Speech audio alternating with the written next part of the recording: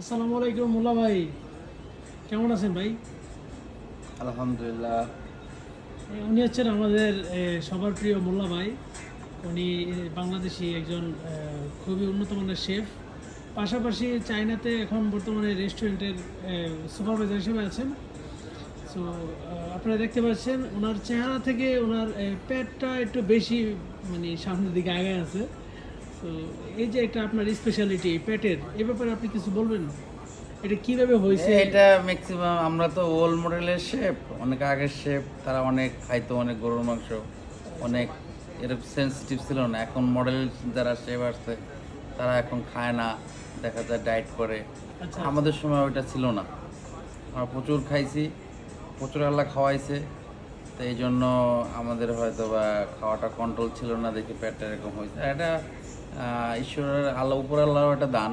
অনেকজন চাইলে হয়তো পায় না, আচ্ছা। চাইলেও পায় না, আর অনেকজন এমনিতে না তো খাইলেও এটা হয়ে এটা যায়। এটা কি আপনার মানে আরো বাড়ানোর পরিকল্পনা আছে নাকি না, আরো কমানোর বাড়ানো চিন্তা আমার ভাবনা? বাড়ে নাই, এখন থেকে এই যে আর 15-20 বছরের কমে আছে, এটা বাড়েও না, সো কমেও না। আমি ওই প্যান্ট যেটা ওইতে 34 পরি এখনো পরি, আর এই প্যান্ট যখন 5-8 বছর আগে ছিল সেই সময় ওইটাই পরি, মানে এখনো ওইরকম একই সাইজ আছে? একই সাইজ আছে।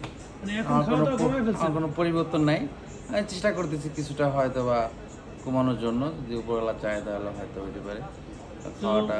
আমি কি জানতে পারি যে আপনার সবচেয়ে ফেভারিট আইটেম কি রান্না করতে পারেন আপনি সবচেয়ে ভালো? অ্যাকচুয়ালি আমি তো মাল্টি কুইজিং, তো আমার সবচেয়ে এনজয় করি আমি বাংলা খাবারটা পাকানোর পছন্দ করি। আচ্ছা, বাংলাদেশি খাবার। আমি যেমন রোস্ট বলেন, স্বামী কাবাব, জালি কাবাব, কাচ্চি বিরিয়ানি, বাংলা যত খাবার আছে, তো এটা আমি কালাভুনা, সব কিছুই রেজালা। পারি, বাট এটা আমি এনজয় করি। আচ্ছা, বাংলাদেশি আমার খাবার বাংলাদেশে, আমি বাংলাদেশি আছে সেই হিসেবে আমি অনেক এনজয় করি যে না, বাংলাদেশি খাবারটা আমার খুব।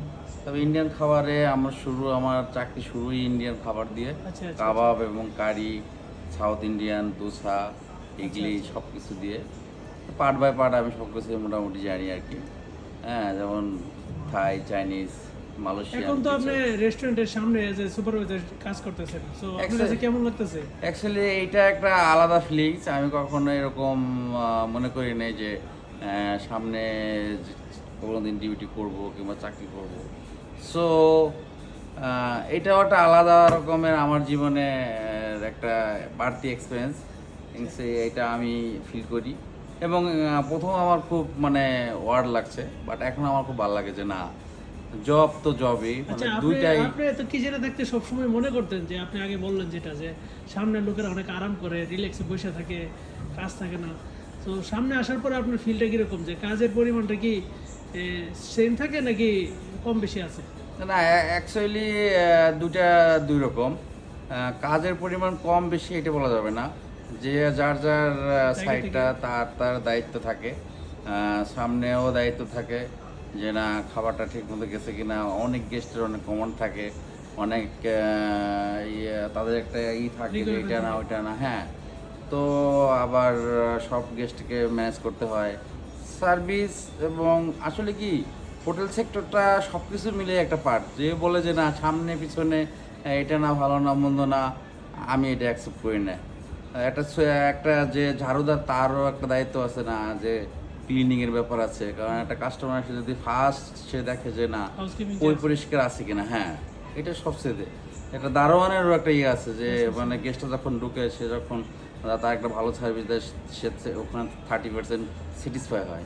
বাট ওভারঅল আমার মনে হয় সব কিছু মিলাইয়া হোটেল সেক্টরটা যার যার জায়গায় শেষে সে তার দায়িত্ব আসলে অবশ্যই ইম্পর্টেন্ট, আমি এটা মনে করি।